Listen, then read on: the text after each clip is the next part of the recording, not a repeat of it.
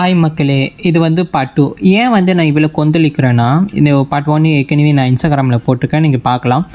நான் ஏன் கொந்தளிக்கிறேன்னா, ரீசனாக ஒரு ஸ்டாரி பார்த்தேன். ஒரு காய் போட்டிருந்த ஒரு ஸ்டாரி என்ன ஆச்சுன்னு கேட்டதுக்கு, அந்த காய் வந்து அவனுக்கு தெரிஞ்ச ஒரு ஆளுக்கு வந்து அவன் பிக்சரை ஷேர் பண்ணியிருக்கான், ஓகேவா. அதுக்கப்புறம் அவங்க 2 பேருக்குள்ள என்ன ப்ராப்ளம் ஆச்சு தெரியல. அந்த பையன் அந்த பிக்சரை வந்து சில பேருக்கு ஷேர் பண்ணிட்டானா. இந்த விஷயம் அந்த பையனுக்கு தெரிஞ்சு சூசைட் அட்டென்ட் பண்ணி இறந்து போயிட்டான். இப்போ அந்த பையன் உயிரோடு இல்லை. எனக்கு ஒரு விஷயம் புரியல. ஒரு ஆள் நம்பிக்கையான ஒரு விஷயம் பண்ணுறாங்கன்னா நீ வந்து உனக்குள்ளே வச்சுக்கணும், இல்லைன்னா நீ ஷேர் பண்ணக்கூடாது. பட் இப்போ இதே மாதிரி தான் ஒரு சில ஒரு கேர்ள்ஸ் பாய் ஃப்ரெண்ட் பிரேக்கப் ஆச்சுன்னா அவங்க வீடியோ லீக் பண்ணுவாங்க. அதனால் நீங்கள் சூசைட் பண்ணணுன்னு அவசியமே இல்லை. ஒரு 4 பேர் 4 வந்து பேசணும் செய்வாங்க. இப்போ அதுக்காக நம்ம உயிரை விட்டுட்டா நீங்கள் இறந்த பிறகு ஒரு 4 நாள் உங்களை பற்றி பேசுவாங்க.